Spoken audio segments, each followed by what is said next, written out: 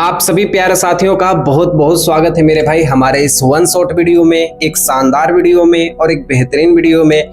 मेरे भाई आज हम लोग पढ़ने वाले हैं कक्षा 10वीं के हिंदी का मेरे भाई जो पहला चैप्टर है, उस चैप्टर का नाम मेरे भाई पद है, उसको मेरे भाई आज हम लोग पढ़ने वाले हैं। ठीक है, इस चैप्टर को जो लिखने वाले हमारे कवि हैं वो कौन है? हमारे सूरदास जी हैं। ठीक है, तो बहुत ही प्यारा सा चैप्टर होने वाला है, बहुत ही शानदार चैप्टर होने वाला है मेरे भाई। यकीन मानना मैं आपको चैप्टर उस तरीके से पढ़ा दूंगा जिस तरीके से आप किसी और को ये चैप्टर पढ़ा सकते हो।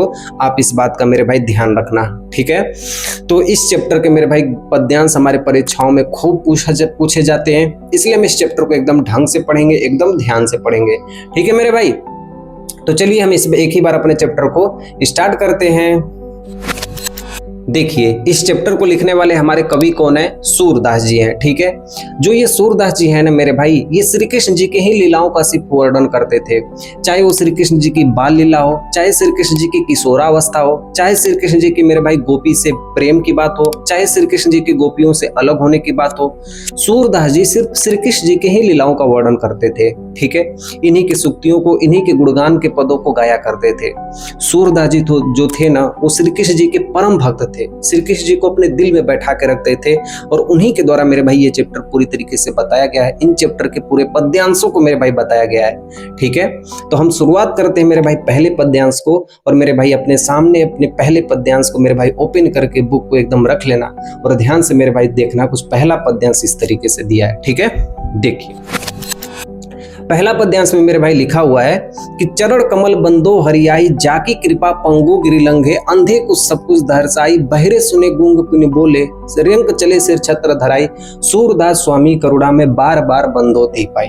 ठीक है, देखिए इस पद्यांश में क्या होता है ना कि सूरदास जी अपने प्रभु श्री कृष्ण जी की महिमा का वर्णन करते हैं, श्री कृष्ण जी की गुणगान का वर्णन करते हुए कहते हैं कि हे प्रभु, यदि आपका कोई चरण में वंदना करता है ना, आपकी कोई पूजा करता है ना, तो असंभव से असंभव कार्य भी पूरा हो जाता है, इसलिए मैं आपकी बार बार वंदना करता हूँ। कहते हैं, क्या कहते हैं मेरे भाई, ध्यान से देखना कि चरण कमल बंदो।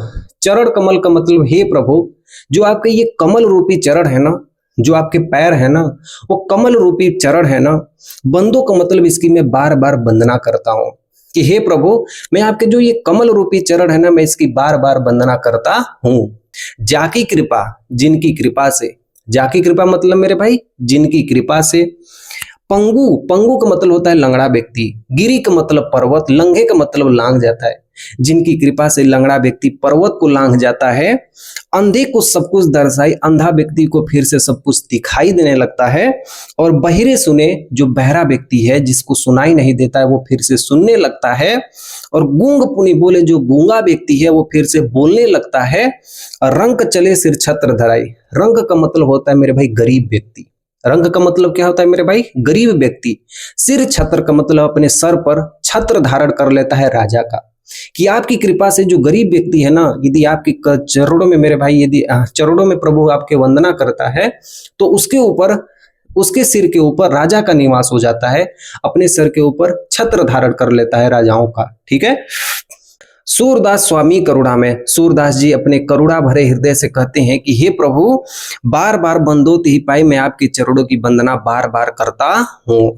ठीक है, एक बार फिर से देखना मेरे भाई, बहुत इंपॉर्टेंट है हमारे परीक्षाओं के लिए भी मेरे भाई, और हमको समझने के लिए। पहला गद्यांश मेरे भाई किसी चैप्टर का यदि आपको अच्छा लग गया तो यकीन मानिए मेरे भाई उस चैप्टर के हर एक गद्यांश आपको बढ़िया लगेंगे। ठीक है, तो कहते हैं सूरदास जी अपने प्रभु की महिमा का वर्णन करते हुए कहते हैं कि हे प्रभु, चरण कमल बंदो हरियाई, मतलब मैं आपके कमल रूपी चरण का मैं बार बार वंदना करता हूँ। जाकी कृपा मतलब जिनकी कृपा से, पंगु गिरि लंघे का मतलब लंगड़ा व्यक्ति पर्वत को लांघ जाता है, और उसके बाद बहरे सुने मतलब बहरा व्यक्ति फिर से सुनने लगता है, गूंगी पुनि बोले मतलब गूंगा व्यक्ति फिर से बोलने लगता है, और रंग चले सिर छत्र धराई, जो गरीब व्यक्ति है उसके ऊपर सिर छत्र धारण करके वो राजा का निवास हो जाता है, यानी राजा बन जाता है। और सूरदास स्वामी करुणा में, हे सूरदास के स्वामी, आपका हृदय अत्यंत करुणा से भरा हुआ है, इसलिए बार बार बंदो तिहि पाई, इसलिए मैं आपकी चरण का, आपके कमल रूपी चरण का मैं बार बार वंदना करता हूँ।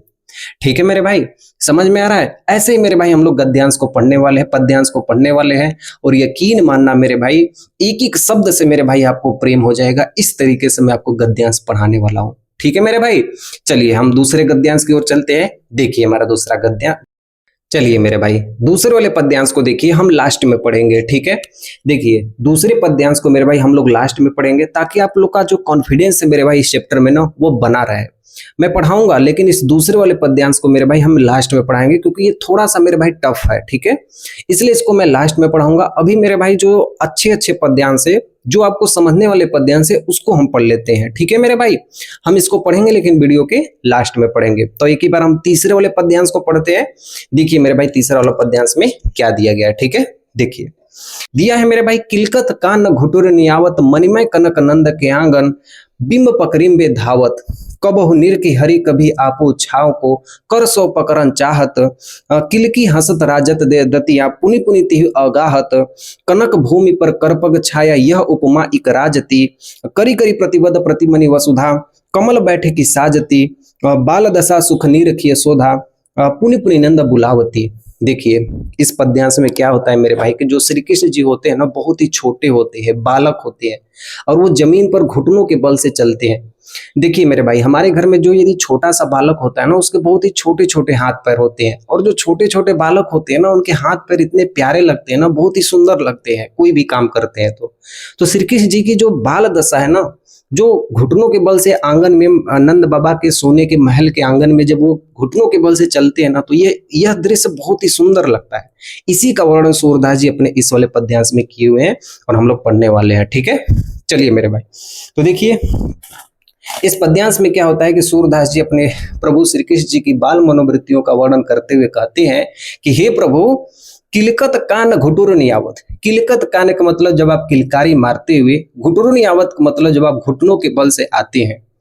सूरदास जी अपने प्रभु श्री कृष्ण जी की महिमाओं का वर्णन करते हुए कहते हैं कि हे प्रभु, जब आप किलकारी मारते हुए घुटनों के बल से जब आते हैं, कहां पर?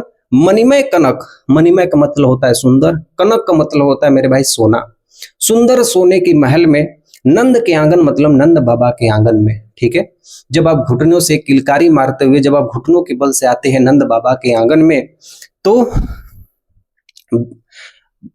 बिंब पकरिम्बे धावत, बिंब का मतलब अपनी ही परछाई को, पकरिम्बे का मतलब पकड़ना चाहते हैं, धावत का मतलब चाहते हैं। ठीक है, तो आप अपनी ही परछाई को पकड़ना चाहते हैं। ठीक है, कबहु निरखी हरि, कभी अपने आप को देख रहे हैं, कभी आपो छाव को, कभी अपने छाव को देख रहे हैं। तो जो श्री कृष्ण जी थे ना, वो मान लीजिए कि इमेजिन करिए मेरे भाई, अपने दिमाग में ऐसा सोचिए कि एक सोने का महल था, उसमें एक आंगन था, उसमें हमारे श्री कृष्ण जी घुटनों के बल से चल रहे हैं, अपनी ही परछाई को एक बार अपने पकड़ रहे हैं, एक बार अपनी परछाई को ऐसे पकड़ रहे हैं। ठीक है, नंद बाबा के आंगन में कभी अपने को देख रहे हैं, कभी अपने परछाई को देख रहे हैं, और इसे पकड़ना चाहते हैं। ठीक है, किलकी हसत राजत द्वेदतियां, किलकी का मतलब जब ये किलकारी मारते हैं, हसत का मतलब जब किलकारी मारते हुए जब हंसते हैं, राजत द्वेदतियां, राजत का मतलब होता है सुंदर लगती है, आगे के दो दांत। तो जो श्री कृष्ण जी जब किलकारी मारते हुए थोड़ा सा हंसते हैं ना, तो उनके आगे दो दांत दिखाई देते हैं, और वो ये दो दांत बहुत ही सुंदर दिखाई देते हैं। ठीक है, किलकी हसत राजत द्वेदतियां, पुनि पुनि तिहि अवगाहत, पुनि पुनि का मतलब बार बार, तिहि अवगाहत का मतलब अपने ही धुन में मग्न हो जाते हैं। ठीक है, जब श्री कृष्ण जी किलकारी मारते हुए घुटनों के बल से जब आते हैं नंद बाबा के आंगन में, और अपनी ही परछाई को पकड़ना चाहते हैं, कभी अपने को देखते हैं, कभी अपनी परछाई को देखते हैं, और कभी अपने को देखते हैं, कभी अपनी परछाई को देखते हैं, और अपने हाथ से कई बार इसे पकड़ना चाहते हैं। ठीक है, धूर से भरे हुए होते हैं, और अपने ही मन में क्या होते हैं? मग्न हो जाते हैं। ठीक है, चलिए देखिए, कनक भूमि पर, कनक का मतलब होता है मेरे भाई, कनक भूमि पर मतलब सोने की भूमि पर, यहाँ कनक का मतलब होता है सोना।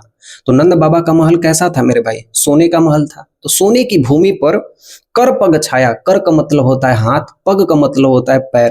तो जब श्री कृष्ण जी के हाथ और पैर की छाया जब वो सोने की महल पे पड़ती थी ना, नंद बाबा के भवन में जो सोने की महल पे पड़ती थी ना, उनकी परछाई यानी उनकी छाया जो पड़ती थी, हाथ और पैरों की छाया, यह उपमा इक राजती, यह जो दृश्य था, यह उपमा का मतलब यह जो दृश्य था, इक राजती का मतलब बहुत ही सुशोभित हो रही थी। यह जो उपमा था, यह जो दृश्य था, बहुत ही अच्छी सुशोभित हो रही थी। करी करी प्रतिबद्ध प्रतिमनि वसुधा, ध्यान से देखिएगा मेरे भाई, ये लाइन बहुत इंपॉर्टेंट है। करी करी का मतलब जब श्री कृष्ण जी के हाथ और पैर की छाया जो थी, प्रतिमद मतलब उनके जो निशान पड़ते थे पृथ्वी पर, प्रतिमनि का मतलब बार बार, वसुधा का मतलब पृथ्वी पर जो पड़ती थी, कमल बैठे की साजती, मानो जो पृथ्वी माता है इस परछाई को देखकर अपने अंदर ये सोच रही है कि श्री कृष्ण जी के परछाई के लिए मैं कमल का सिंहासन बना दूं। सोचिए मेरे भाई, जब श्री कृष्ण जी घुटनों के बल से किलकारी मारते हुए अपने ही परछाई को बार बार पकड़ रहे हैं, ठीक है, हाथ और पैर से अपने ही परछाई को बार बार पकड़ रहे हैं, और जब यह परछाई पृथ्वी माता पर पड़ती है, भूतल पर पड़ती है, तो पृथ्वी माता ये सोचती हैं कि मैं इनके लिए कमल का सिंहासन सजा दूं। ठीक है, देखिए आगे, बाल दशा सुख निरखी यशोदा। इस बाल दशा को देखकर, निरखी यशोदा का मतलब अपने ही पुत्र को बार बार निरखती है। निरखती है का मतलब ऐसे करती है ना जो महिलाएं होती हैं, तो अपने पुत्र के इस बाल दशा को देखकर यशोदा माता बार बार अपने पुत्र को निरखती हैं और कहती है, पुनि पुनि नंद बुलावती, और धीरे धीरे मतलब नंद बाबा को बुला रही हैं, धीरे धीरे नंद बाबा को बुला रही हैं। ठीक है, देखिए, और अचरा तरले ढाकी, अपने आंचल में उनको ढांक कर सूर के प्रभु को दूध पिलावती, यानी सूरदास जी के प्रभु जो श्री कृष्ण जी थे उनको दूध पिलाने लगती हैं अपने आंचल को ढांक के। ठीक है, एक बार और देखिए मेरे भाई, बहुत ही प्यारा सा ये पद्यांश है और बहुत ही अच्छा आपके लिए ये पद्यांश है। ठीक है, चलिए मेरे भाई एक बार और हम इसको पढ़ लेते हैं, थोड़ा सा इसे हमें अच्छे से समझ में आ जाएगा। चलिए देखिए क्या है, किलकत कान घुटुर नियाव। जब श्री कृष्ण जी किलकारी मारते हुए घुटनों के बल से जब आते हैं, मणिमय कनक नंद के आंगन, नंद बाबा के आंगन में जो सोने की महल थी, वहां पे जब श्री कृष्ण जी किलकारी मारते हुए घुटनों के बल से आते हैं, तो बिंब पकड़ी में धावत अपनी ही परछाई को बार बार पकड़ना चाहते हैं। कभी अपने आप को देखते हैं तो कभी अपनी परछाई को देखते हैं, और अपने हाथ और पैर से इसे कई बार पकड़ना चाहते हैं अपनी परछाई को। ठीक है, खूब ऐसे ऐसे श्री कृष्ण जी पकड़ रहे हैं अपनी परछाई को। ठीक है, किलकत हसत राजद दतियां।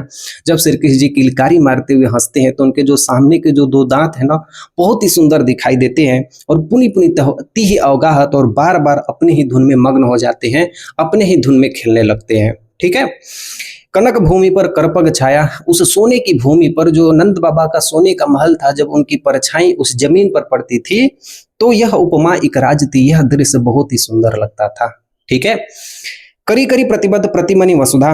जब श्री कृष्ण जी के हाथ पैर के निशान जब पृथ्वी माता पर बार बार पड़ते थे, भूमि पर बार बार पड़ती थी, तो यह उपमा कमल बैठे की साजती, मानो श्री कृष्ण जी से, मानो पृथ्वी माता श्री कृष्ण जी की परछाई के लिए कमल का सिंहासन लगा दी हो। ठीक है, अब बाल दशा सुख निरखी यशोदा, पुनि पुनि नंद बुलावती। इस बाल दशा को यशोदा माता देखकर बहुत ही ज्यादा खुशी से मग्न हो जाती हैं, और धीरे धीरे नंद बाबा को बुलाती हैं, और सूरदास जी के प्रभु यानी श्री कृष्ण जी को अपने आंचल में ढांक कर दूध पिलाने लगती है।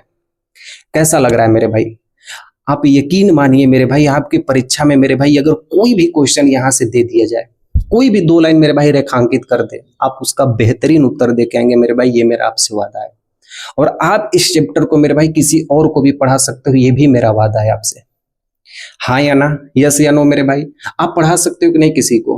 बिल्कुल मेरे भाई। तो मेरे भाई आपको ये चैप्टर बहुत ही अच्छे तरीके से समझ में आएगा। समझ में आ रहा है कि नहीं मेरे भाई? मुझे जरूर बताना कमेंट बॉक्स में। ठीक है, चलिए अब हम लोग चौथे पद्यांश की ओर चलते हैं। ठीक है, देखिए चौथा पद्यांश में क्या होता है। चलिए मेरे भाई अगले पद्यांश को देखिए, कुछ इस तरीके से दिया है कि मैं अपनी सब गैया चरही हो, प्रात हो तो बल के संग जई हो, तेरे कहे न रही हो, ग्वाल बाल गायन के भीतर न कहू डर नहीं लागत, आज न सोहू नंद दुहाई, रह नहीं रहोंगे जागत, और ग्वाल वाल सब गाय चरही हो, मैं घर बैठे रहो, सूर शाम तुम सोई रहो, अब प्रातः मैं जाने दे हो। कितनी प्यारी सी मेरे भाई पद्यांश है। इस पद्यांश में क्या होता है ना मेरे भाई, कि जो श्री कृष्ण जी होते हैं ना, बालक होते हैं, ठीक है, थोड़े से बड़े हो जाते हैं और अपनी माता से जिद करते हैं कि हे माता, मैं घर पे रहते रहते बोर हो गया हूँ, अब मैं भी जाऊंगा जंगल में, अपनी गायों को चराऊंगा और बलदाऊ भैया के संग रहूंगा, मुझे थोड़ा सा भी डर नहीं लगेगा, अगर तुम मुझे नहीं जाने देना तो मैं पूरी रात भर जागा रहूंगा। तो यही अपने माता से जिद करते हैं श्री कृष्ण जी, और कहते हैं, क्या कहते हैं कि मैं अपनी सब गैया चरे हूं, हे माता, हे यशोदा मैया, मैं अब अपनी गैया को चराने वन में जाऊंगा। श्री कृष्ण जी अपनी माता से हट करते हुए कहते हैं कि हे माता, अब मैं जंगल में जाऊंगा अपनी गैया को चराने के लिए। ठीक है, प्रातः होत का मतलब सुबह होते ही, बल के संग जय हो मतलब बलदाऊ भैया के संग जाऊंगा। श्री कृष्ण जी के बड़े भाई का क्या नाम था मेरे भाई? बलदाऊ भाई। तो सुबह जैसे ही होगा मैं अपने बलदाऊ भैया के संग जंगल में चला जाऊंगा, ठीक है, गाय को चराने के लिए। तेरे कहे न रहूं, तुम्हारे कहने से भी मैं नहीं रुकूंगा, तुम्हारे कहने से भी मैं नहीं रुकूंगा। ग्वाल बाल गायन के भीतर, जो ग्वाल वाले हैं, जो वृंदावन के, जो गोकुल, जो गायों को चराने वाले और भी जितने भी ग्वाल वाले हैं, और गायन के भीतर मतलब गायों के भीतर, नए केहू डर नहीं लागत, नए केहू का मतलब तनिक भी डर नहीं लागत का, मुझे तनिक भी डर नहीं लगेगा, कि ग्वाल बालों और गायों के भीतर मुझे तनिक भी डर नहीं लगेगा। हे मैया, मुझे तनिक भी डर नहीं लगेगा। और आजू न सोहू नंद दुहाई, आजू न मतलब आज, न मतलब नहीं, सोऊ का मतलब सोऊंगा, आज मैं नहीं सोऊंगा। क्यों नहीं सोऊंगा? नंद दुहाई, नंद बाबा की कसम खा के कहता हूं, यदि तुम मुझे नहीं जाने दी तो मैं नहीं सोऊंगा। श्री कृष्ण जी अपने माता से कहते हैं कि हे मैया, यदि तुम मुझे जंगल में, तुम मुझे वन में नहीं जाने दी तो मैं नहीं सोऊंगा। क्यों नहीं सोऊंगा? रह नहीं रहूंगी जागत में, पूरी रात जागता रहूंगा लेकिन सोऊंगा नहीं। कहते हैं और ग्वाल सब गाय चरे हों, श्री कृष्ण जी कहते हैं कि सारे ग्वाल वाले सब गाय चराने के लिए जाएंगे और मैं घर बैठे रहूंगा, मैं घर पे बैठा रहूंगा। श्री कृष्ण जी अपने माता से कहते हैं कि हे माता, हे मैया, सारे ग्वाल वाले गाय चराने जाएंगे और मैं घर बैठा रहूंगा। सूर श्याम तुम सोई रहो। तो अब यशोदा माता कहती हैं कि हे सूरदास जी के प्रभु श्री कृष्ण जी को, यानी यशोदा माता कहती हैं कृष्ण जी को कि हे कृष्ण, अब तुम सो जाओ, ठीक है, अब प्रातः जान में देहो, जैसे ही सुबह होगा मैं तुम्हें जाने दूंगी। ठीक है, एक बार सोचिए मेरे भाई, एक बार दिल से सोचिए कि ये मतलब आपको दृश्य कैसा लग रहा है कि श्री कृष्ण जी अपने माता से हट कर रहे हैं कि हे माता, मुझे वन में जाना है, मुझे गाय चराने के लिए जाना है और मुझे ग्वाल वालों और गायों के भीतर मुझे तनिक भी डर नहीं लगेगा, तुम कहोगी तो भी मैं नहीं रुकूंगा। जैसे ही सुबह होगा मैं बलदाऊ भैया के संग चला जाऊंगा और यदि तुम मुझे नहीं जाने दी तो मैं रात भर जागा रहूंगा। नंद बाबा की कसम खा के कहता हूं कि मैं रात भर जागा रहूंगा। तो यशोदा माता कहती है कि अब तुम सो जाओ, जैसे ही सुबह होगा वैसे मैं तुम्हें जाने दूंगी। ठीक है मेरे भाई, चलिए देखिए। तो अब देखिए मेरे भाई, इसके बाद क्या होता है कि श्री कृष्ण जी तो चले जाते हैं गाय चराने के लिए। अब जैसे ही गाय चराने के लिए जाते हैं ना, तो ये छोटे होते हैं, ठीक है, और जो छोटे होते हैं ना बहुत ही प्यारे होते हैं, बहुत ही अच्छे लगते हैं। तो श्री कृष्ण जी बहुत ही सुंदर लगते थे। तो जितने भी ग्वाल वाले थे ना, सब इनको दौड़ा दौड़ा के इधर दौड़ाए, उधर दौड़ाए, इधर दौड़ाए, उधर दौड़ाए, दौड़ा दौड़ा कर इनको हफा दिए। हफा दिए का मतलब इनके पैर दर्द करने लगे और रोने लगे। अब ये अपनी माता से आकर शिकायत करते हैं। क्या कहते हैं? देखिए, कहते हैं कि इनको ग्वाल वाले सब परेशान कर देते हैं वन में, यानी जंगल में।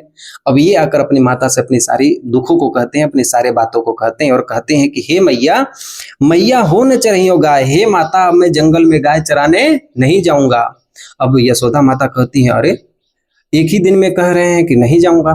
ठीक है, देखिए, मैया हो न चरहियो गैया, हे माता, अब मैं वन में गाय चराने नहीं जाऊंगा। क्यों नहीं जाऊंगा? क्योंकि सिगरे ग्वाल, सारे ग्वाल वाले घिरावत मौसों को मतलब मुझे घेर लेते हैं, मुझे परेशान करते हैं। सारे ग्वाल वाले मुझे घेर लेते हैं, मुझे परेशान करते हैं। मेरी पांव पिराई और मेरे पैर दर्द करने लगते हैं। हे माता, अपनी माता से अपनी सारी दुखों को कह रहे हैं कि हे माता, सारे ग्वाल वाले मुझे घेर लेते हैं और सारे ग्वाल वाले मुझे घेर लेते हैं और मुझे इतना दौड़ाते, इतना परेशान करते हैं कि मेरी पांव पिराई, मेरे पैर दर्द करने लगते हैं। और जो न पत्याही पूछी बलदाऊ, जो न का मतलब यदि मैं, न पत्याही का मतलब यदि मैं झूठ बोल रहा हूं तो पूछी बलदाऊ मतलब बलदाऊ भैया से जाके आप पूछ लो। हे यशोदा मैया, यदि मैं झूठ बोल रहा हूं ना तो जाके बलदाऊ भैया से पूछ लो। अपनी सौह दिहाई, अपनी कसम दिला के बलदाऊ भैया से पूछना। यदि मैं झूठ बोल रहा हूं तो बलदाऊ भैया के पास जाओ और अपनी कसम दिला के बलदाऊ भैया से पूछो कि मैं झूठ बोल रहा हूं कि सही बोल रहा हूं। यह सुनी माई यशोदा, यह सुनकर माता यशोदा थी गाली देती रिसाई, क्रोधित होकर गाली देने लगती हैं। किनको गाली देने लगती हैं? ग्वाल वालों को। जैसे ही श्री कृष्ण जी अपनी सारी दुखों को अपनी माता यशोदा से कहते हैं तो यशोदा माता पूरे ग्वाल वालों को गाली देने लगती है।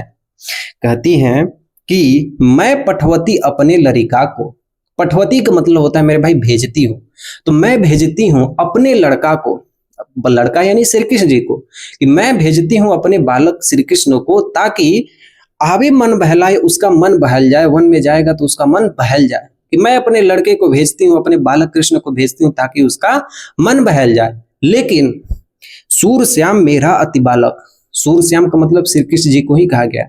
अभी तो मेरा कृष्ण बहुत ही बालक है, बहुत ही छोटा सा बच्चा है। मारत ती रिघाई, क्या तुम इसे मार डालोगे, क्या तुम इसे मार डालोगे, यशोदा माता सभी ग्वाल वालों से कहती है। तो एक बार फिर से देखना मेरे भाई, श्री कृष्ण जी जंगल में चले जाते हैं और गायों को चराते हैं। तो सिगरे ग्वाल वाले जो गांव वाले ग्वाल वाले होते हैं, सब लोग इनको दौड़ाते हैं क्योंकि ये बहुत ही प्यारे होते हैं और इनको परेशान करते हैं, इधर उधर दौड़ा देते हैं श्री कृष्ण जी को। अब श्री कृष्ण जी के पैर दर्द करने लगते हैं और आके अपनी मम्मी से, मतलब अपनी मैया से पूरी अपने दुखों को कहते हैं कि हे माता, अब मैं गाय चराने नहीं जाऊंगा, सारे ग्वाल वाले मुझे घेर कर मुझे परेशान कर देते हैं और मेरे पैर दर्द करने लगते हैं। अगर मेरी बातों का विश्वास नहीं है तो जाके बलदाऊ भैया से पूछ लो और अपनी कसम दिला के जाके पूछ लो। यह सुनकर माता यशोदा को गुस्सा आ जाता है और क्रोधित होकर जाकर ग्वाल वालों को गाली देने लगती है और कहती है कि मैं अपने लड़के को भेजती हूँ ताकि उसका वन में मन बहल जाए, और क्या तुम मार डालोगे। ठीक है, अच्छा लग रहा है मेरे भाई, बोलो हाँ भैया अच्छा लग रहा है। तो चलिए 6 नंबर के पद्यांश को पढ़ते हैं, और आप इसे मेरे भाई अपने एक बेस्ट फ्रेंड को जरूर इस वीडियो को शेयर करना। ठीक है मेरे भाई, एक फ्रेंड को मेरे भाई आप लोग इसे जरूर शेयर करना, और आप किसी एक लोग को मेरे भाई जरूर ये पढ़ाना। ठीक है, सही बोल रहा हूं ना मेरे भाई, आप किसी एक लोग को मेरे भाई ये जरूर पढ़ाना। नहीं पढ़ेगा जबरी बैठा के उसे पढ़ाना, लेकिन आप इसे एक बार किसी को पढ़ा देंगे ना तो यकीन मानना मेरे भाई, आपको ये हमेशा याद रहेगा कि सुधांशु भैया आपको पढ़ाए थे। ठीक है, चलो मेरे भाई पद्यांश नंबर 6 में देखिए क्या होता है। ठीक है, देखिए, सखी रे मुरली लीजे चोरी, जिनी गोपाल किन्हें अपने बस में, प्रीति सबनी की तोरी, छीन एक घर भीतर, निसी वासर धरत न कबहु छोरी, कबहु कर कबहु अधरने, कबहु खोसत जोरी, ना जाने कुछ मेली महोनी, राखे अंग अंग भोरी, सूरदास प्रभु को मन सजनी, बांधे राग की डोरी। देखिए, अब इस पद्यांश में क्या होता है कि श्री कृष्ण जी थोड़ा सा और बड़े हो जाते हैं। ठीक है, तो जब थोड़ा सा और बड़े हो जाते हैं ना, तो जो गांव की गोपियां होती है ना, वो श्री कृष्ण जी के बांसुरी से बहुत ही जलन करती हैं, सौतन मानती हैं। गांव की जो गोपियां होती हैं उस बांसुरी को अपना सौतन मानती हैं। क्यों मानती हैं? क्योंकि वो बांसुरी ना श्री कृष्ण जी के रात हो चाहे दिन हो, घर हो चाहे बाहर हो, हर समय बांसुरी श्री कृष्ण जी के पास रहती थी। कभी श्री कृष्ण जी अकेले भी रहते थे तो उसी बांसुरी को बजाते थे। वो गोपियों पे ध्यान ही नहीं देते थे, गोपियों से प्रेम ही नहीं करते थे, ऐसा गोपियों को लगता था।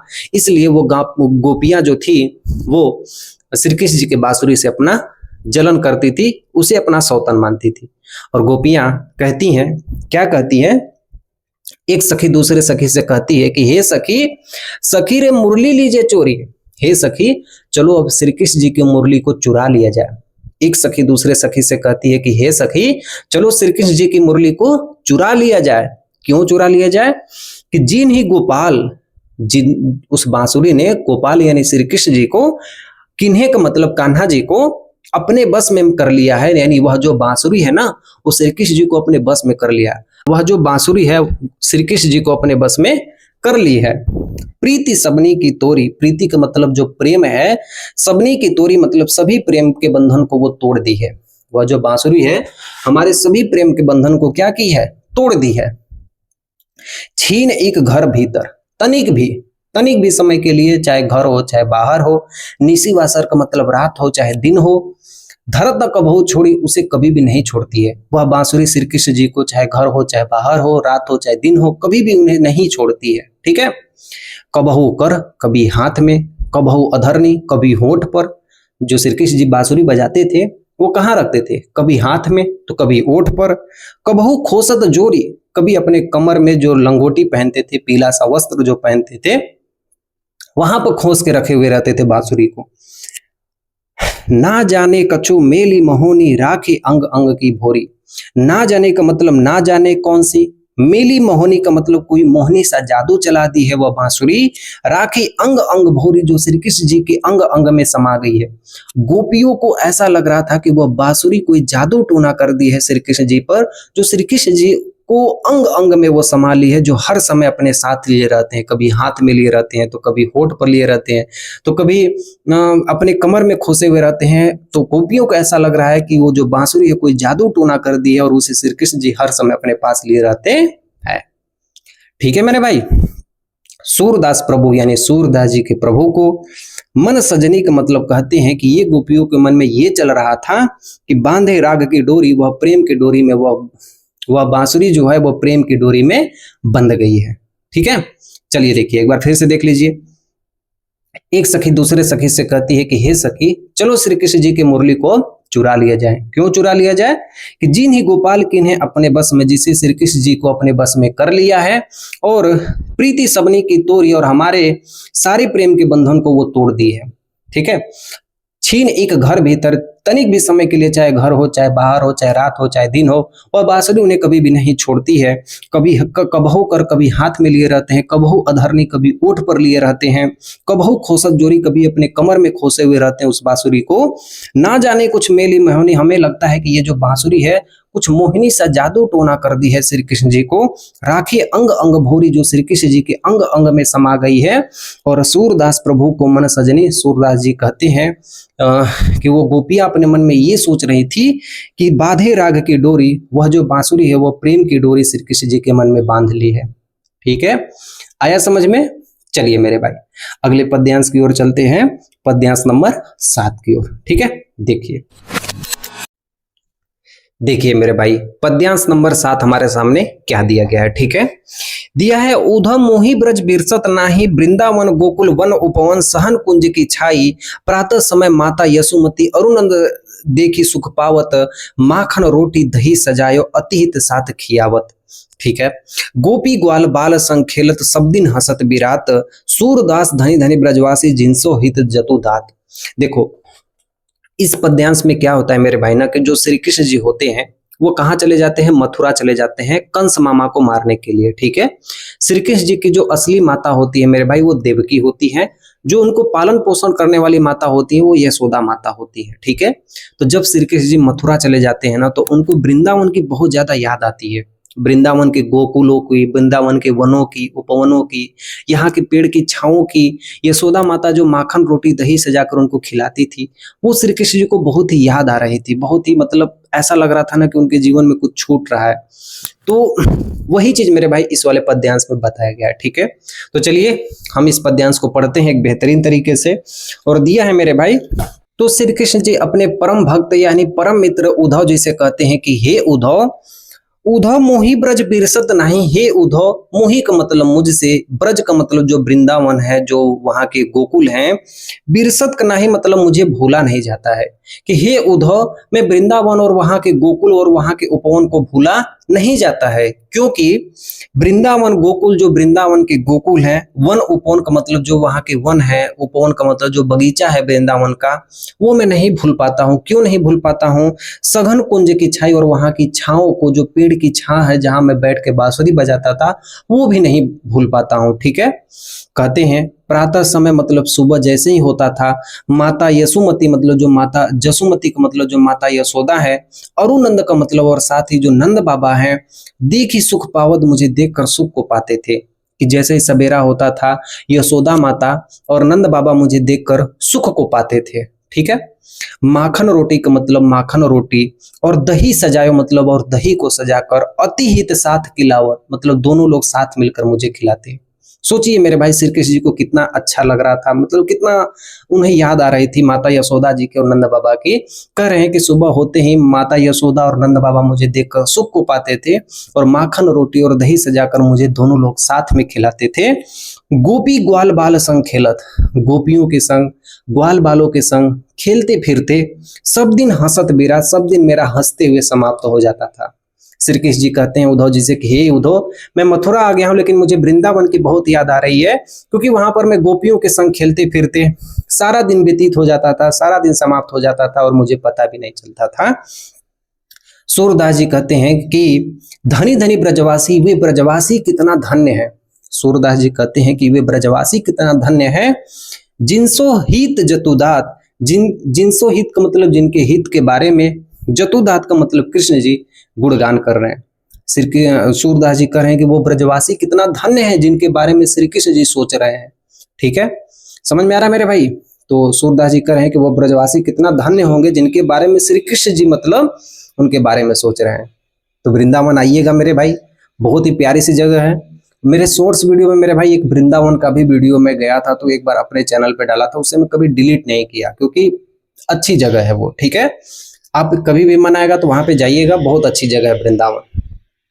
ठीक है, तो वही कहते हैं कि हे उद्धव मुझसे ये ब्रज भूला नहीं जाता, यहाँ के जो पेड़ की छावें हैं, यहाँ के जो गोकुल है, यहाँ के उपवन है, और ये मुझे बहुत ही याद आती है। और सुबह जैसे ही होता था यशोदा माता और नंद बाबा मुझे देखकर सुख को पाते थे और अपने साथ साथ मुझे माखन रोटी खिलाते थे। ठीक है, और गोपियों और ग्वाल बालों के संग खेलते फिरते मेरा सारा दिन बीत जाता था। और सूरदास जी कहते हैं कि वह ब्रजवासी कितना धन्य है जिनके बारे में श्री कृष्ण जी सोच रहे हैं।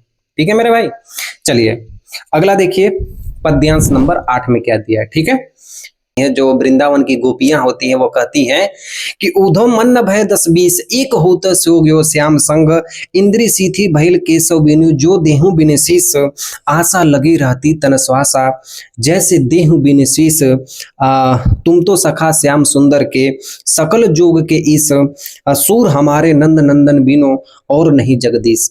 इस वाले पद्यांश में मेरे भाई क्या होता है कि जो श्री कृष्ण जी होते हैं ना वो मथुरा चले जाते हैं, तो गोपियों को श्री कृष्ण जी की बहुत याद आती है। आप सभी जानते ही हो कि गोपियां कितना श्री कृष्ण जी को प्रेम करती थी। अब श्री कृष्ण जी एकाएक मथुरा चले जाते हैं ना, तो गोपियां बहुत ही ज्यादा उनके प्रेम में व्याकुल होकर अपनी सारी बातें उद्धव जी से कहती हैं। क्या कहती हैं देखिए, गोपियां उद्धव जी से कहती हैं कि हे उद्धव, उद्धव मन न भय 10-20, हे उद्धव हमारे 10-20 मन नहीं है, मतलब हमारे अलग अलग मन नहीं है। गोपियां उद्धव जी से कह रही हैं। उद्धव जी कौन थे? श्री कृष्ण जी के मित्र थे, श्री कृष्ण जी के भक्त भी थे, श्री कृष्ण जी के मित्र भी थे। तो गोपियां उद्धव जी से कहती हैं कि हे उद्धव हमारे 10-20 मन नहीं है, एक हो तो स्यो गए श्याम संग, एक ही हमारे पास मन था जो श्री कृष्ण जी के साथ चला गया है। गोपियां उद्धव जी से कहती हैं कि हे उद्धव हमारे 10-20 मन नहीं है, हमारे पास तो सिर्फ एक ही मन था जो श्री कृष्ण जी के साथ चला गया है। ठीक है, को अवराध है ईस, अवराध है मतलब आराधना करना यानी उनसे प्रेम करना। अब हम किसकी आराधना करेंगे, किसकी पूजा करेंगे? गोपियां कहती हैं कि अब हम किसकी आराधना करेंगे, किसकी पूजा करेंगे, किसके साथ बोलेंगे, किसके साथ बातें करेंगे? अब तो हमारे पास एक ही मन था और श्री कृष्ण जी के साथ वो चला गया है, अब हम किसकी पूजा करेंगे?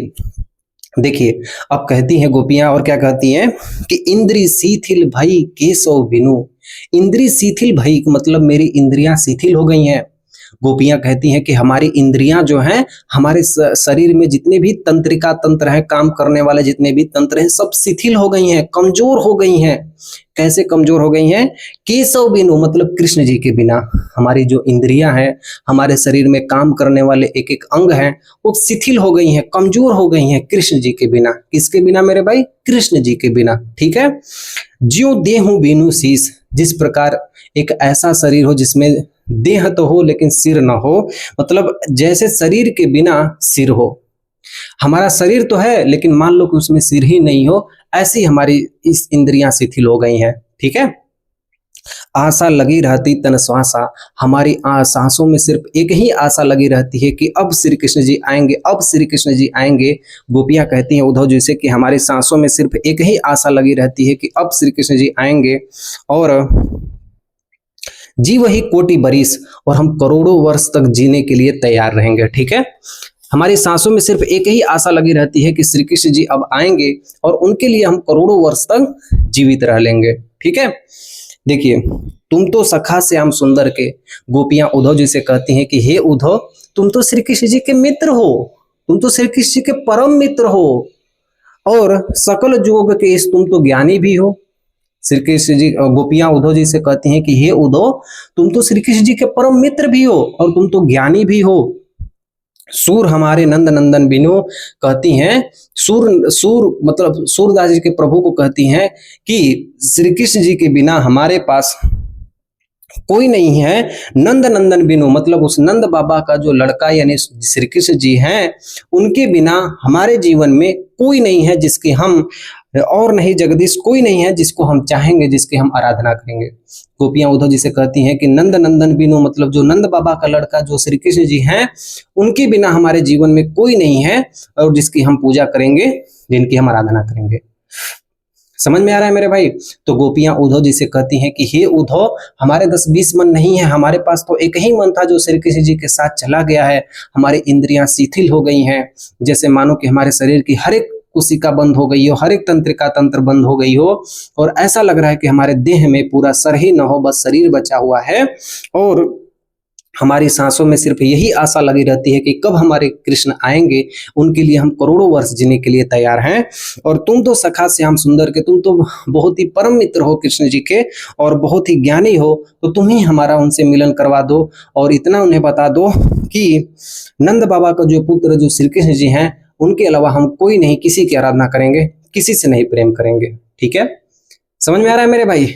ऐसे ही मेरे भाई हमारे पास सभी गद्यांशों को पढ़ना है। ठीक है, चलो मेरे भाई, तो 8 नंबर का पढ़ लिए हम लोग, अब हम 9 नंबर की ओर चलेंगे, पद्यांश नंबर 9 की ओर। ठीक है, आ जाओ मेरे भाई पद्यांश नंबर 9 की ओर। ठीक है, देखो देखिए, तो ये जो पद्यांश नंबर 9 है, हम एकदम लास्ट में पढ़ेंगे, एक ही बार हम पढ़ते हैं पद्यांश नंबर 10 को। ठीक है, देखिए पद्यांश नंबर 10 में क्या होता है मेरे भाई, देखो जो मैं छुड़वा रहा हूं मेरे भाई, यकीन मानना मैं उसे इसी वीडियो के लास्ट में बताऊंगा। ठीक है, मैं आपको पहले वो पद्यांश पढ़ा रहा हूं जिससे आपको एकदम आपका कॉन्फिडेंस जो है मेरे भाई वो एकदम हाई रहे। ठीक है, क्योंकि जो 2 पद्यांश में मेरे भाई जो मैं आपको लास्ट में बताऊंगा, थोड़े से मेरे भाई क्या होंगे कि थोड़े से इनके शब्दार्थ थोड़े से अलग अलग है। ठीक है, तो मैं आपको वो भी अच्छे से समझाऊंगा, लेकिन मेरे भाई मैं आपको पहले जो अच्छे वाले जो पद्यांश है, जो आपको सुंदर लगेंगे मेरे भाई, पहले मैं आपको वो बताना चाहता हूं, ताकि एग्जाम में सबसे पहले यदि ये सब आए तो ये नहीं छूटना चाहिए।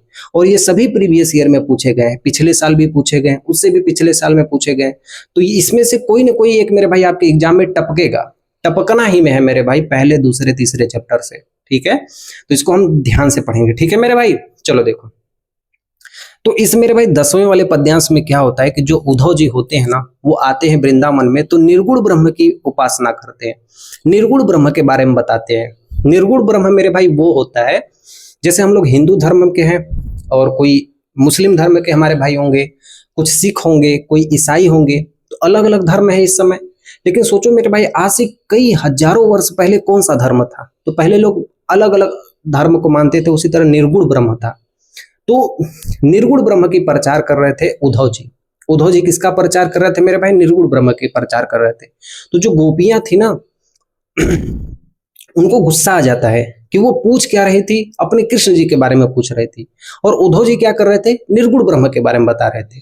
तो वही गोपियां पूछने लगती हैं कि निर्गुण ब्रह्म कौन है, कहाँ का है, कहाँ से आया हुआ है, इसका पिता कौन है, इसकी माता कौन है, कहाँ का रहने वाला है। यह सब सुनकर मानो सारी बुद्धि उनकी खत्म हो जाती है उद्धव जी की। वही हम पढ़ने वाले हैं। ठीक है, चलो मेरे भाई देखो, दिया है, गोपियां उद्धव जी से पूछती हैं, उद्धव जी कौन थे? श्री कृष्ण जी के मित्र थे। तो गोपियां उद्धव जी से पूछती हैं कि निर्गुण कौन देश के वासी, कि हे उद्धव हमें तुम ये बताओ कि निर्गुण ब्रह्म की जो आप उपासना करते हो, ये किस देश का निवासी है, कौन से देश में रहता है निर्गुण ब्रह्म आपका? ठीक है, निर्गुण ब्रह्म मेरे भाई वो ब्रह्म था जिसे आप दिल से अपना सकते हो, अपने मन में अपना सकते हो, किसी को बोल के आप नहीं बता सकते हो। ठीक है, तो वही गोपियां उद्धव जी से कह रही हैं कि हे उद्धव, तुम मुझे ये बताओ कि ये निर्गुण देश का निवासी कौन सा है, कहाँ का रहने वाला है। यदि मेरे भाई आपसे मैं आपसे ये प्रश्न पूछ दूं कि हिंदू धर्म किस देश का निवासी है, कहाँ रहता है, हिंदू धर्म का पिता कौन है, हिंदू धर्म का माता कौन है, तो आप नहीं बता पाएंगे, यस या नो। उसी तरीके से गोपियां जो थी वो उद्धव जी से पूछती हैं कि हे उद्धव, ये निर्गुण ब्रह्म किस देश का निवासी है। ठीक है, मधुकर कही समुझाए सौह दे, बूझती साँच न हासी। कहती हैं कि मधुकर का मतलब प्रेम से कह रहे हैं, मधुकर का मतलब प्रेम से कह रहे हैं उद्धव जी। समुझाए सौह दे, आपको समझा कर कह रहे हैं, एकदम प्रेम से हम कह रहे हैं, हमारी बात मान लीजिए। बूझती साँच न हासी, हम लोग आपसे हंसी मजाक नहीं कर रहे हैं, हमें सच सच बताइए। गोपियां उद्धव जी से कहती हैं कि ये निर्गुण देश किस देश का निवासी है, हम आपसे प्रेम से पूछ रहे हैं, हमें हंसी मजाक हम आपसे नहीं कर रहे हैं, सच सच बताइए ये निर्गुण देश किस देश का निवासी है। को है जनक, इसका पिता कौन है, को है जननी, इस निर्गुण ब्रह्म की माता कौन है, को है नारी, निर्गुण ब्रह्म की पत्नी कौन है, और को है दासी, इसकी सेविका कौन है।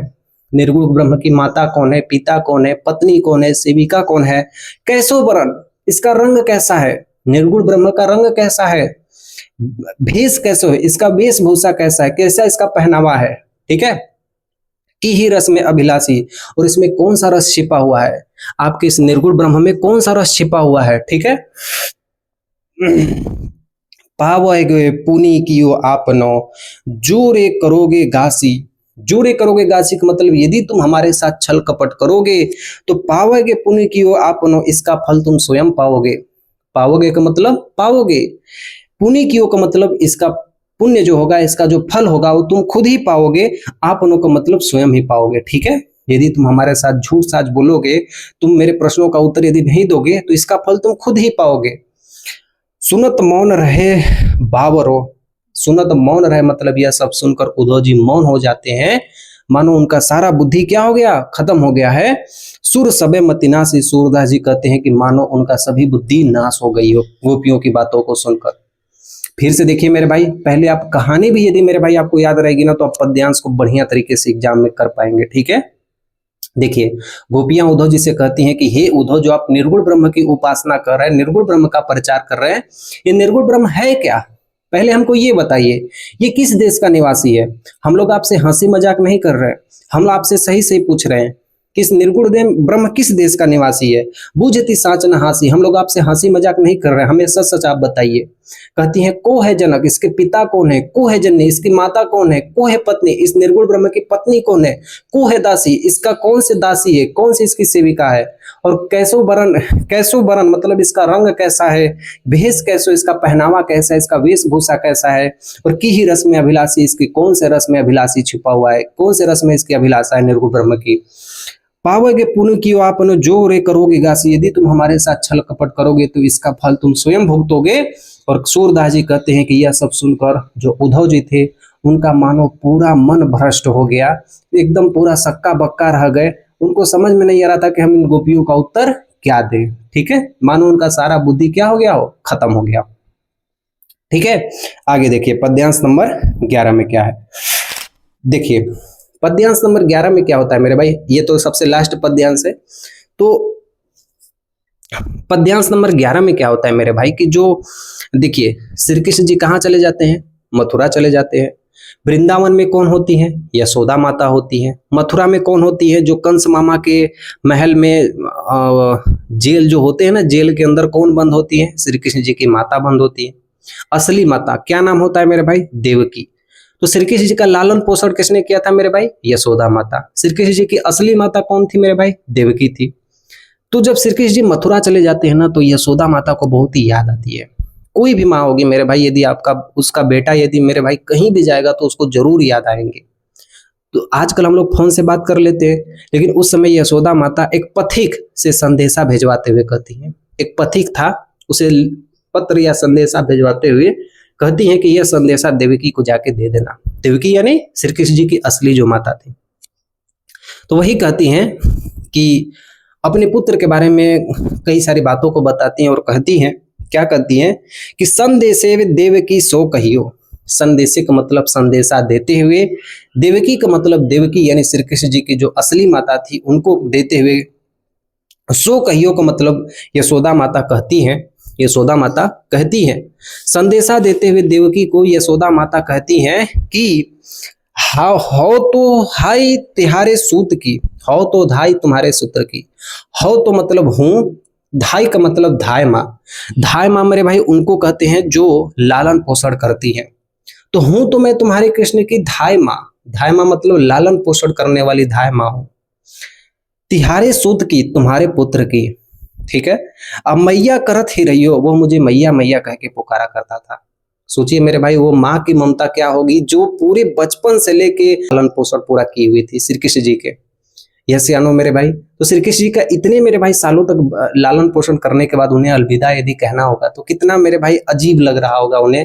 तो वही कहती है कि मैं तुम्हारे पुत्र की धाय माँ हूँ। धाय माँ का मतलब क्या हो गया मेरे भाई, लालन पोषण करने वाली माँ हूँ।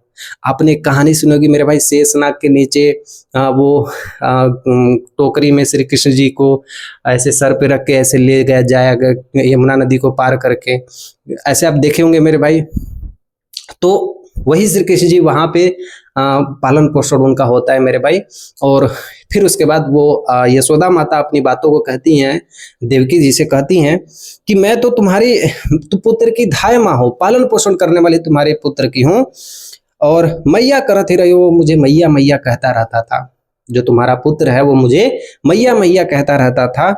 यद्यपि टेव का मतलब यद्यपि तुम जानती उनकी, यद्यपि टेव का मतलब यदि तुम श्री कृष्ण के बारे में जानती हो तो मोहि कही आवे, फिर भी मेरा मन आपसे कुछ कहने के लिए डोल रहा है।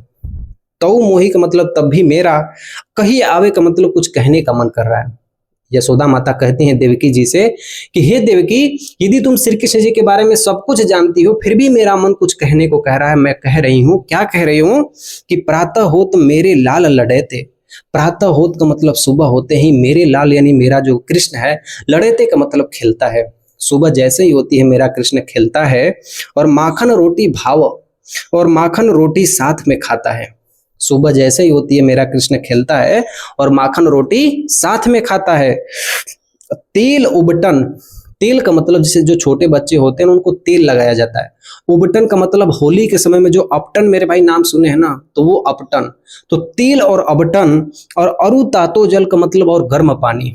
तेल उबटन और गर्म जल को देखकर, ताही देखकर, भजी जाते का मतलब भाग जाते हैं। तेल उबटन गर्म पानी को देखकर श्री कृष्ण मेरा जो बालक है वो भाग जाता है। श्री कृष्ण मेरा बालक क्या होते हैं, भाग जाते हैं। और जोई जोई मांगत सोई सोई देती, श्री कृष्ण जो जो मांगते थे हम वो देती थी। कहती है यशोदा माता कि श्री कृष्ण जो जो मुझसे मांगते थे वो मैं देती थी। क्रम क्रम करी के नहाते, और धीरे धीरे मैं उनको क्रम क्रम से नहलाती थी। सोचिए मेरे भाई, एक दृश्य को अपने मन में बैठा कर सोचिए कि जो जो श्री कृष्ण मांगते थे मैं वो देती थी, और उनको मैं धीरे धीरे करके नहलाती थी। ठीक है। सूर पथिक सुन मोहि रैनि दिन बढ़ियो रहत और सोच। सूर पथिक, सूरदास जी का कहना है, पथिक का मतलब यशोदा माता पथिक से कहती हैं, जिससे संदेशा दिलवाती हैं, उस पथिक से कहती हैं कि सुन मोहि रैनि दिन, मुझे ये दिन रात, मुझे यह बात दिन रात सताती रहती है कि बढ़ियो रहत और सोच, चिंता बढ़ी रहती है मेरी कि मेरा अलग लड़े तो मोहन, मेरा अलग का मतलब भोला सा, लड़े तो का मतलब जो, लड़े तो मोहन का मतलब मोहन बालक, जो मेरा बालक है, जो मेरा कृष्ण है, बहुत ही छोटा सा बालक है हो करद संकोच, कुछ मांगने में संकोच न कर दे आपसे, क्योंकि मेरा जो कृष्ण है वो बहुत ही छोटा है और कुछ मांगने में संकोच न कर दे। सोचिए कृष्ण भगवान की मेरे भाई के अपने जीवन में वो कितना त्याग किए थे। जो माँ उनको लालन पोषण कर दी, उनको त्याग कर उन्हें असली माता के पास जाना पड़ा। तो वहां से फिर वो द्वारका गए। समझ में आ रहा है मेरे भाई? ठीक है। तो इस पूरे पद्यांश का मेरे भाई मतलब ये होगा कि यशोदा माता अपने पुत्र की बहुत ज्यादा याद करती हैं, क्योंकि वो मथुरा चले जाते हैं देवकी जी के पास। तो यशोदा माता एक पथिक से अपना पत्र लिखवाते हुए कहती हैं कि हे देवकी, मैं अब तुम्हारे पुत्र की धाय माँ हूँ। धाय माँ का मतलब लालन पोषण करने वाली माँ हूँ। भले ही तुम कृष्ण के बारे में सब कुछ जानती हो, लेकिन मैं तुमसे कुछ कहना चाहती हूँ। मेरे मन के अंदर कुछ है जो मैं कहना चाहती हूँ कि जैसे ही सुबह होती है मेरा कृष्ण खेलने लगता है और उसे माखन और रोटी, वो जैसे ही सुबह होता है वो माखन और रोटी साथ में खाता है। ठीक है। और मेरा जो कृष्ण है वो तेल और अपटन और गर्म पानी को देखकर भाग जाता है, इसलिए मैं उसे, वो जो जो मांगता है उसे मैं वो देती हूँ, और उसे धीरे धीरे क्रम क्रम से मैं नहलाती हूँ। ठीक है। और कहती हैं कि अपने पथिक से कहते हुए कहती हैं कि मेरे अंदर बस एक ही संकोच या चिंता बनी रहती है कि मेरा कृष्ण तो अभी बहुत ही छोटा सा बालक है, वह किसी से कुछ भी मांगने में संकोच न करे। ठीक है। चलिए, तो ये हमारा पूरा चैप्टर मेरे भाई खत्म हो गया। और मैंने आपसे कहा था कि ये जो 2 पद्यांश मेरे भाई मैं आपको लास्ट में बताऊंगा, तो वो मैं मेरे भाई आपको अब लास्ट में बताऊंगा। अब देखना आपको ये दोनों पद्यांश कितना अच्छी तरीके से समझ में आएंगे। ठीक है मेरे भाई, चलो देखो, तो ओपन करो मेरे भाई दूसरा वाला पद्यांश। और दूसरा वाला पद्यांश ये दिया है, देखिए, अविगत गति कछु कहत न आवे, जो गूंगे मीठे फल को रस अंतर्गत ही भावे, परम स्वाद सुबही सुनिरंतर अमित तो सुपजावे, मन बानी को अगम अगोचर सो जाने सो पावे, रूप रेख गुण जानि जुगति बीनु निरांबल की तधावे, सब विधि अगम विचार ही ताते सुर सगुन पद गावे। ठीक है। बहुत ही प्यारा सा ये पद्यांश है। इसमें ये बताया गया है ना कि आखिर में निर्गुण ब्रह्म है क्या। निर्गुण ब्रह्म मेरे भाई मेरे मुंह से आप सुने हैं, तो निर्गुण ब्रह्म है क्या वही बताया गया इस चैप्टर में। ठीक है, बड़ा ध्यान से देखना मेरे भाई, बहुत ही एकदम अच्छे से सुनना, तब आपको ये समझ में आ जाएगा। ठीक है, देखो सूरदास जी कहते हैं, कौन कहते हैं मेरे भाई, सूरदास जी कहते हैं कि जो निर्गुण ब्रह्म है ना, अविगत गति मतलब इसकी कोई गति नहीं है, कछु कहत ना आवे, इसकी गति को कुछ भी कहा नहीं जा सकता। कि जो निर्गुण ब्रह्म है ना, जिसकी पूजा की जाती है, जो निर्गुण ब्रह्म अपनाया जाता है, जैसे बौद्ध धर्म हो गया, हिंदू धर्म हो गया, जैन धर्म हो गया, ठीक है, पारसी धर्म हो गया, तो उसी तरीके से मेरे भाई पहले के समय में निर्गुण ब्रह्म चलता था। तो सूरदास जी कहते हैं कि ये जो निर्गुण ब्रह्म है ना, अविगत गति का मतलब इसकी गति को कुछ कछु कहत ना हुए, इसकी गति को कुछ भी कहा नहीं जा सकता कि निर्गुण ब्रह्म की गति क्या है। ठीक है, जो गूंगे, जिस प्रकार गूंगा व्यक्ति मीठे फल को खाकर रस का मतलब उसके रस को अपने ही अंदर समा सकता है, और अंतर्गति भाव मतलब अपने अंतर्गत ही अंतर्भाव करता है, उसे बोल कर नहीं बता सकता, मौखिक रूप से नहीं कह सकता।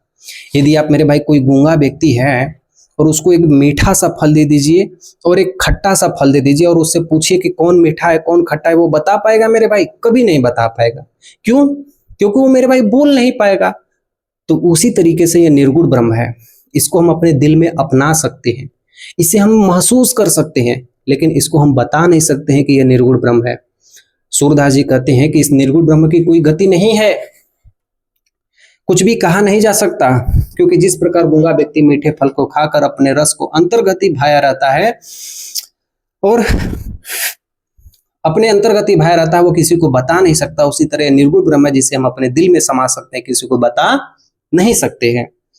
परम स्वाद, उस रस में असीम स्वाद होता है। यदि आप निर्गुण ब्रह्म को अपनाएंगे ना, तो इसमें असीम स्वाद होता है, और सब ही सुनिरंतर और सदा के लिए हमेशा के लिए अमित तोष उपजावे, अत्यंत संतोष आपको प्राप्त होता है।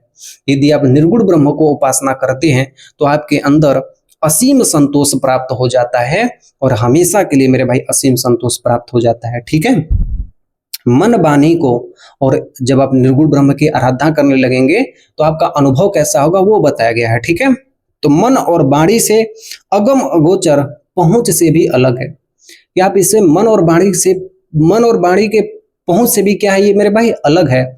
और सो जाने सो पावे, वही इसे जान पाता है जो इसे पाता है। यानी कहने का मतलब है कि इस पूरे लाइन का अर्थ एक बार में कहा जाए कि निर्गुण ब्रह्म को वही व्यक्ति अपना सकता है जो इसे, वही समझ सकता है जो इसे पाता है।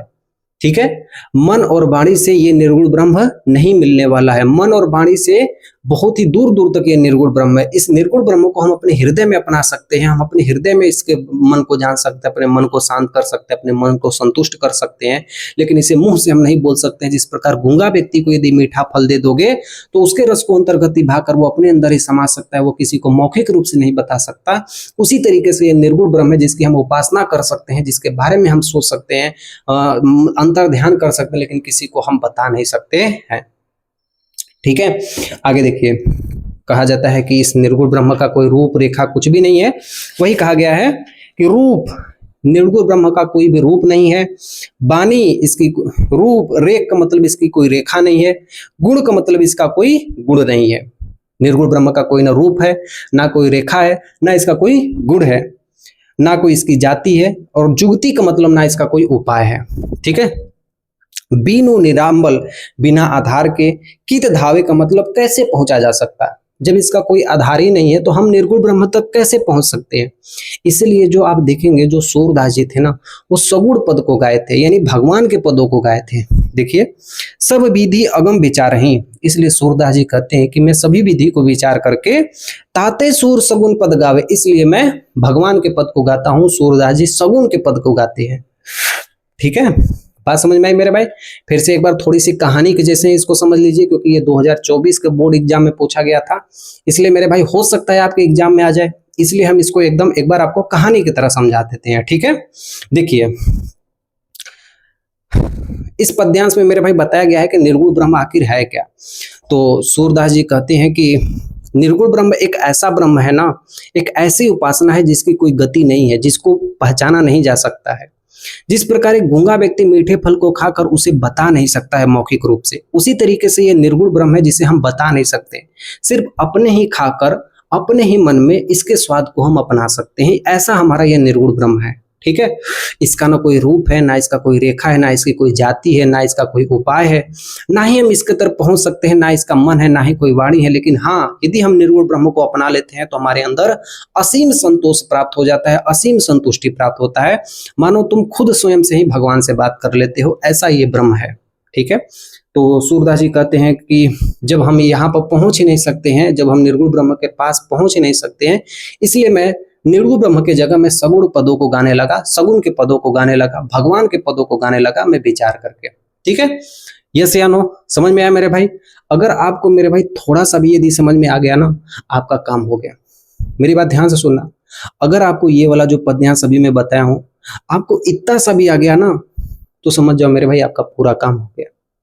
ठीक है, और हाँ, एक और पद्यांश बचा हुआ था, उसे भी देख लेना, तब मेरे भाई इस क्लास को खत्म करना। ठीक है, असली स्टूडेंट वो होता है मेरे भाई जो लास्ट तक टिका हुआ होता है। असली मतलब वो होता है, हो सकता है मेरे भाई वो लास्ट वाला ही तुम्हारे एग्जाम में आ जाए, यस या नो, हो सकता है वो लास्ट वाला ही तुम्हारे एग्जाम में आ जाए। इसलिए मेरे भाई किसी भी टीचर का कोई भी क्लास देखो, पूरा देखो। ठीक है, यस या नो।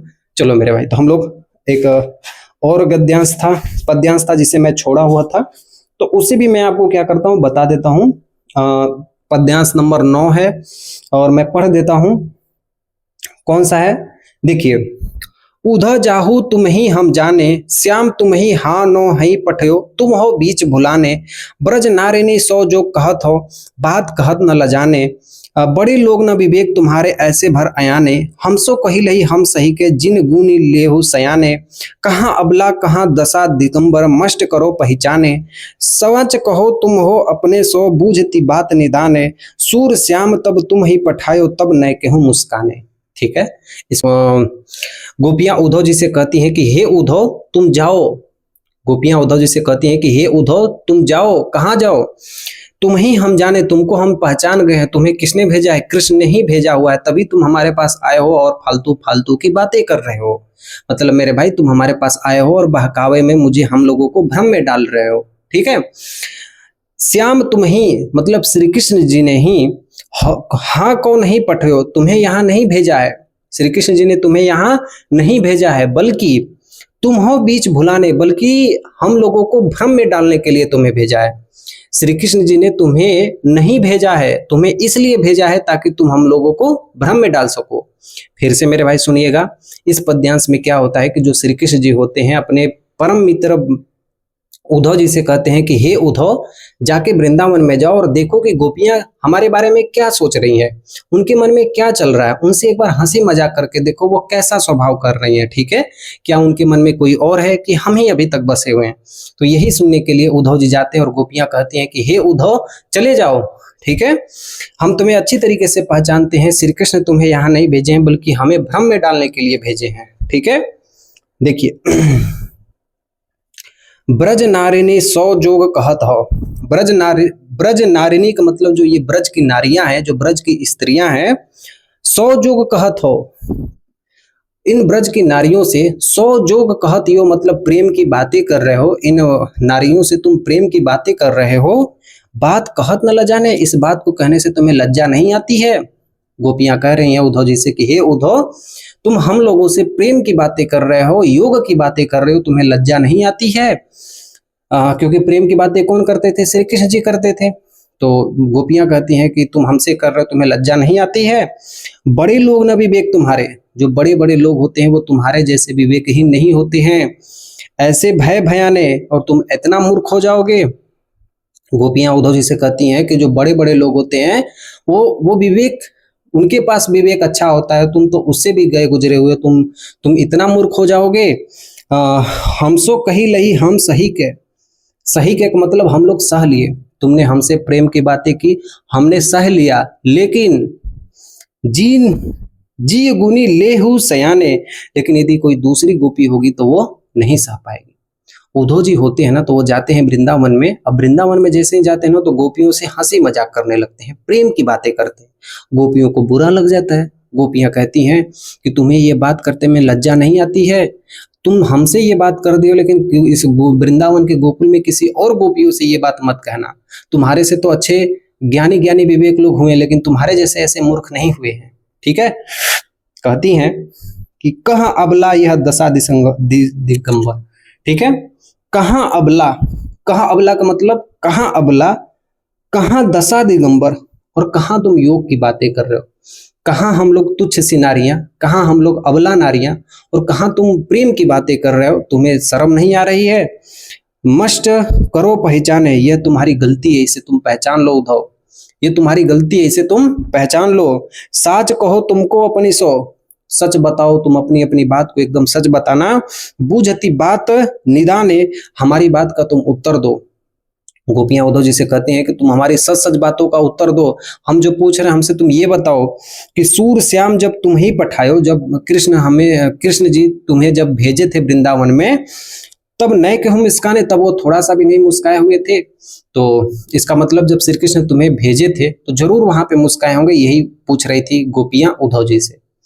फिर से मेरे भाई देखिए, समझने की कोशिश कीजिए। थोड़ा सा मेरे भाई आपको ये वाला गद्यांश थोड़ा सा आपको अजीब लगेगा, लेकिन मेरे भाई चीजों को एकदम ध्यान से समझना। मैं आपको एकदम चीजों को स्पष्ट रूप से बता रहा हूं। ठीक है। चलिए मेरे भाई एक बार और देखिए इसको। तो श्री कृष्ण जी होते हैं ना मेरे भाई, तो वो कहते हैं कि हे उद्धव, जाओ गोपियों का हाल चाल ले लो, देखो उनके मन में क्या चल रहा है, उनसे प्रेम की बातें करो, उनसे चुपड़ी चुपड़ी बातें करो, ताकि देखो उन्हें कैसा लग रहा है। ठीक है। क्योंकि गोपियां तो श्री कृष्ण जी से प्रेम करती थी। तो जैसे ही उद्धव जी जाते हैं वृंदावन में गोपियों के पास, तो गोपियां कहती हैं कि हे उद्धव, तुम चले जाओ, हम तुम्हें पहचान गए हैं, श्री कृष्ण जी ने तुम्हें भेजा है नहीं, बल्कि वो हमें भ्रम में डालने के लिए भेजे हैं। ठीक है। और कहती हैं कि तुम ब्रज की नारियों से तुम प्रेम की बातें कर रहे हो, बात कहत न लजाने, तुम्हें बात कहने से लज्जा नहीं आती है। और बड़े लोग न विवेक, तुम्हारे जैसे विवेकहीन लोग बड़े बड़े भी नहीं होते हैं। और ऐसे भय अयाने, तुम तो इतने मूर्ख हो गए हो। हमसे कही लई हम सही कह, तुमने हमसे ये प्रेम की बातें कह दी, हमने सह लिया, लेकिन इस वृंदावन के वनों में जितने भी नारियां हैं, जितनी भी गोपियां हैं, उन सबसे ये बातें मत कहना, नहीं तो तुम्हारी सेहत के लिए हानिकारक हो जाएगा। ठीक है। और कहती हैं कि कहाँ अबला, कहाँ दशा दिगंबर, कहाँ हम अबला नारियां, और कहाँ तुम हमसे योग की बातें कर रहे हो। मस्ट करो पहचाने, ये तुम्हारी गलती और इसे तुम पहचानो। साच कहो तुमसे अपनी सो, सच सच बताओ, जो हम पूछ रहे हैं वो तुम हमें बताओ, जो हम पूछ रहे हैं उसके उत्तर दो। हमारी बात का उत्तर दो कि जब श्री कृष्ण जी ने तुम्हें यहाँ वृंदावन में भेजा था, तो क्या वो थोड़ा सा भी मुस्कुराए थे कि नहीं मुस्कुराए थे, हमको ये बताओ। और वो अवश्य मुस्कुराए होंगे, क्योंकि जहाँ गोपियों की बात होगी श्री कृष्ण जी जरूर मुस्काए होंगे। और श्री कृष्ण जी ऐसे भगवान थे जो हर विपत्ति में मुस्कान उनके चेहरे पे होती थी। ठीक है। तो मैंने आपको कहा था कि मैं आपको पूरा गद्यांश पढ़ाऊंगा, और एक ऐसी वीडियो होगी जिसमें आपको कंप्लीट मेरे भाई ऐसा आपको बताया जाएगा, ताकि आपको एक भी डाउट मेरे भाई कहीं भी आपको यूट्यूब पे सर्च नहीं करना पड़े। ठीक है। और यकीन मानना मेरे भाई, यदि आप इसे एक बार दो बार रिवाइज कर लेते हो और एग्जाम से पहले एक बार और इस वीडियो को देख लेते हो ना, तो मेरे भाई यकीन मानना, एक भी क्वेश्चन मेरे भाई यदि यहाँ से पूछा जाएगा ना, तो उसके हर एक उत्तर को मेरे भाई आप दे के आओगे, ये मेरा आपसे वादा है। ठीक है। और कैसी लगी ये क्लास मुझे जरूर बताना। ठीक है। चैनल पे नए हो तो मेरे भाई सब्सक्राइब भी कर देना। ठीक है। लाइक भी कर देना। और बस यही बहुत है मेरे लिए, आप मेरे परिवार का हिस्सा बन जाओ, यही मेरे लिए बहुत बड़ी सौभाग्य की बात है। और बहुत अच्छा लगेगा मेरे भाई, बहुत खुशी होगी यदि आप मेरे चैनल को सब्सक्राइब करते हैं। ठीक है। तो चलिए अगले वीडियो में मिलते हैं, दूसरा चैप्टर पढ़ेंगे वन पथ पर, उसे हम पढ़ेंगे, और वो भी एक शानदार चैप्टर है। मिलता हूं नेक्स्ट वीडियो में, तब तक के लिए सेवा समाप्त। जय हिंद। ख्याल रखना मेरे भाई अपना।